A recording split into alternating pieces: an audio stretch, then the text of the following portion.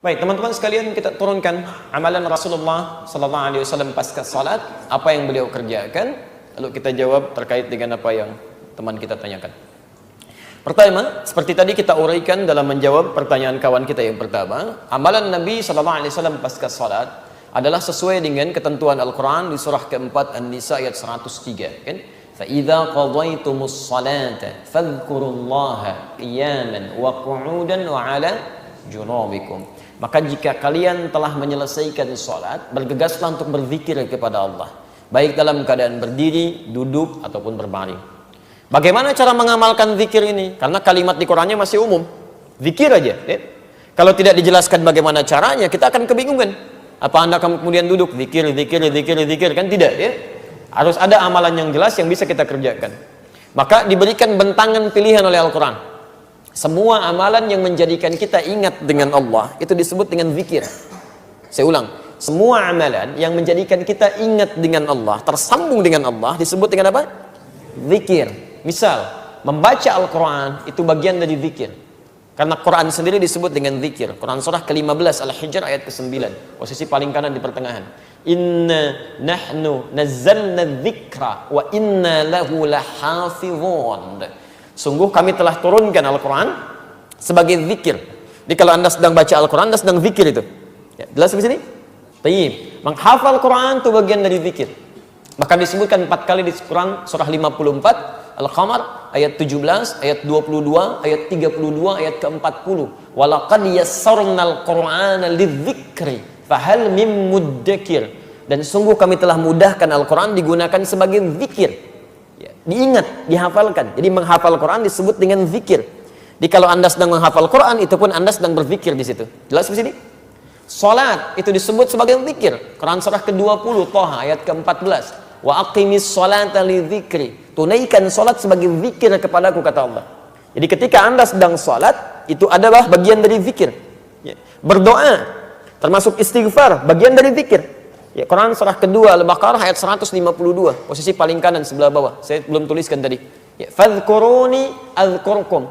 Maka Anda zikir kepada saya ingat Anda. Dan doa sebagai bagian ingat kita kepada Allah Subhanahu wa taala, memohon kebaikan.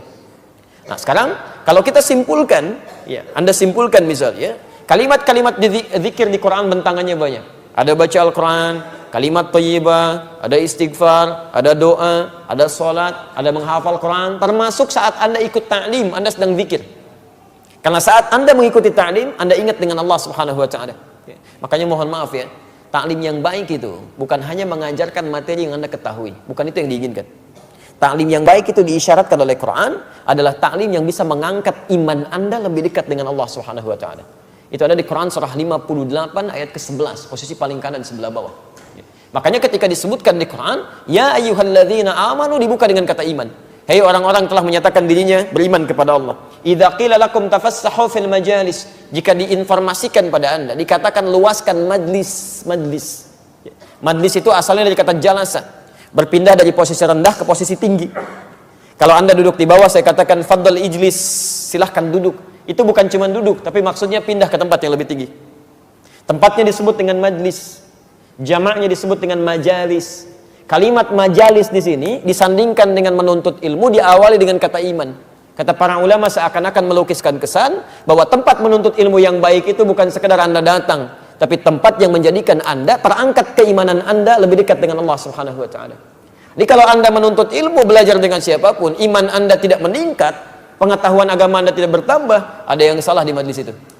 Makanya di ujung ayatnya dikatakan, yarfa'illahu alladhina amanu minkum walladhina utul ilma darajat. Orang-orang yang belajar seperti ini, imannya akan diangkat oleh Allah, plus pengetahuannya akan bertambah. Silakan antum cek. Kalau antum masuk ke majlis ilmu yang seperti ini, pengetahuan Anda pasti nambah. Salat Anda bukan cuma sekedar bertakbir, tapi paham kenapa saya mesti bertakbir, bagaimana cara saya bertakbir, apa bacaan yang saya bacakan. Kemudian Anda menjadi lebih dekat dengan Allah. Sebelumnya cuma salat fardu, sekarang pengennya di masjid. Sebelumnya fokusnya yang berjamaah fardu saja, sekarang kehilangan sunnah, sudah nggak nyaman. Dulu ketinggalan fardu Anda biasa-biasa saja, sekarang ketinggalan salat sunnah, sudah nggak enak Anda. Itu ta'lim yang bagus. Itu yang disebut dengan zikir. Disebutkan di Quran surah ke-9 misalnya 122, posisi paling kiri sebelah bawah. Itu sebanding amalannya dengan orang jihad itu. Nah, jadi dari semua amalan-amalan ini pasca sholat, apa yang dikerjakan oleh Nabi? Apakah berdoa? Ataukah langsung istighfar? Atau kemudian beliau misalnya baca Al-Quran? Atau beliau menghafal Quran? Atau beliau mengajarkan dari materi keilmuan yang disebut dengan ta'lim itu? Bagaimana urutannya? Ditafsir di hadis-hadis ini. Pertama, lihat kalimatnya di hadis Muslim nomor hadis 591. Begitu beliau selesai menunaikan salat, salam ke kanan dan ke kiri, zikir pertama yang dilakukan oleh beliau adalah istighfar 3 kali. Astaghfirullahaladzim, astaghfirullahaladzim, astaghfirullahaladzim. Dan menyambungkan Allahumma antas salam wa minkas salam tabarakta ya dzal jalali wal ikram.